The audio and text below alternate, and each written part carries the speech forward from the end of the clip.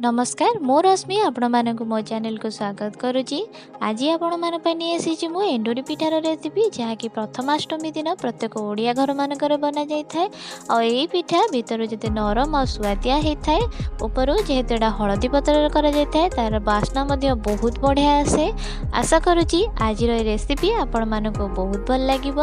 जदि आज रेसिपी भल लगे तेज लाइक करूँ, अन्य मानक शेयर करूँ और मोर चैनल को सब्सक्राइब निश्चित करनी पाखे थिबा बेल आइकन को प्रेस करदेबे जहाँद्वारा मैं नेक्स्ट वीडियो नोटिफिकेशन आपन मिल जिवो। एबे चलो स्टार्ट करिबा आज रेसिपी।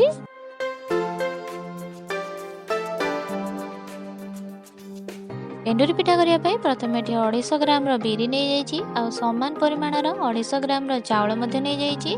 एंडुरी पिठा करिया पई जेतिकी बिरी नेबे सेतिकी ही चावल नेबे। आ एठी मु चोपा वाला बिरी नै जाइछि, आपण चाहिले चोपा छडा बिरी मध्ये यूज कर परिबे, किंतु ए बिरी रे कले पिठार टेस्ट बहुत बढ़िया आसीଥାଏ। सेठी मैं ए बिरी यूज करुच्ची। एबे एठी मैं चावल को भल भाव धोई करिकी ताको छाणी नेबी और 2 ରୁ 3 घंटा पर्यंत फैन तले ताको सुके नेबी और बिरी को मध्य भल भाव धोई करिकी 2 ରୁ 3 घंटा पर्यंत बतरे नेबी जहाँद्वारा कि तार चोपा सब बहुत भल भाव छाड़ी जीवो। एठी देखंतु 2 ରୁ 3 घंटा हो गलानी। मुझे चावल को भल भाव धोईकी सुके नहीं तार पानी बहुत भल भाव छाड़ी जाइए और बिरी को मध्य भल भाव धोई करिकी तार सब चोपा बाहर कर नहीं। एबे आकु हम ग्राइंडिंग कर नेबी।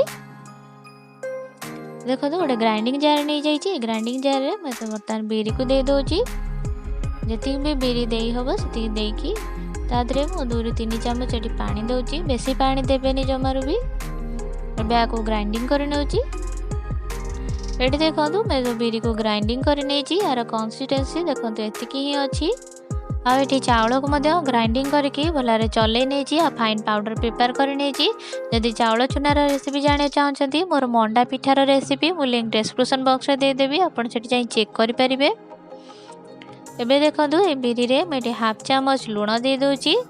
लूण दे सारा पर भलारे मिक्स कर नबा, फेंटी नबा बहुत भल भाव सबको मिक्स कर सारा पर एथिरे मैं चावल चुना को पके नौची।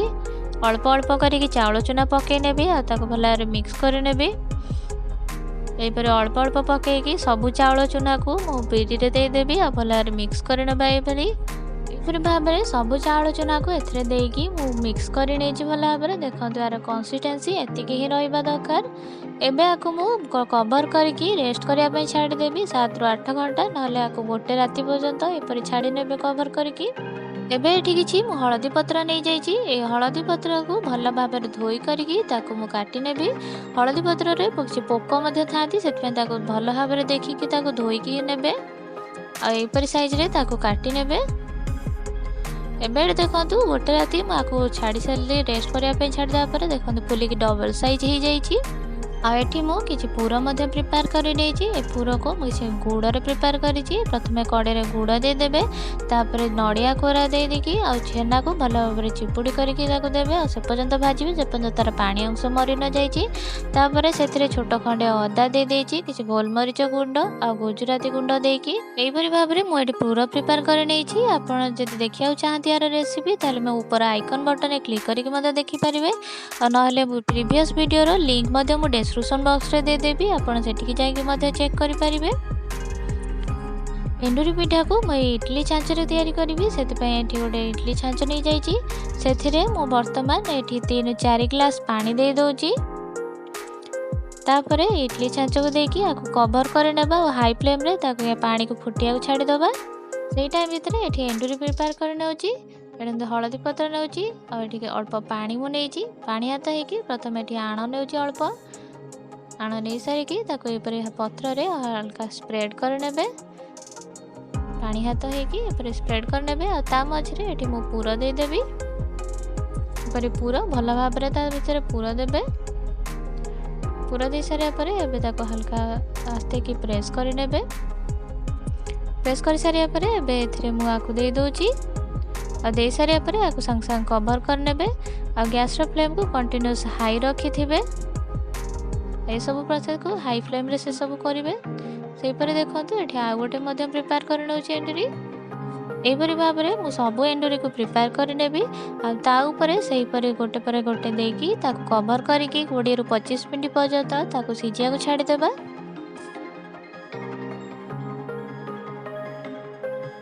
20-25 मिनट हो गलानी एबे मार कवर कलिकी देखि नउची। देखंतु एठी एंडुरी पिठा हमर भल भाव में सिझी जाइछि। देखंतु तथापि एठी आमे टेस्ट करि नबा सेति पई मु एठी गोटे चम्मच प्रेस करिकी देखि नउची। देखंतु हमर चम्मच रे टोटाली किछि भी आण लागिनी तो एठु जानिले कि हमर एंडुरी पिठा भल रे हो जाइछि। एबे आकु ठंडा हेपा छाड़ी नबा। एबे हमर एंडुरी पिठा को मु गोटे सर्विंग प्लेट रे सर्व करि नउची। एंडुरी पिठा को आम तरकारी सहित खाइले तार टेस्ट बहुत बढ़िया लगी थाए। एथमध्यरु गोटे एंडुरी पिठा को मुझे देखो भांगिकी देखौची। देखो यार भीतर केते भल भाव में सीझी और केते भल देखा। आशा करुँची आज रेसिपी आपण मानक बहुत भल लगे। जदि रेसिपीटी पसंद आसे तेबे लाइक करंतु, अन्य मानक शेयर करंतु। आ मोर चैनल को सब्सक्राइब करिया को जमार भी भूलंतनी। आ मोर चैनल ले आउ को रेसिपी देखिया चाहती मते कमेंट करी निश्चित जणांतु। पुणी देखा नेक्स्ट गोटे वीडियो रे। रहिली बाय बाय।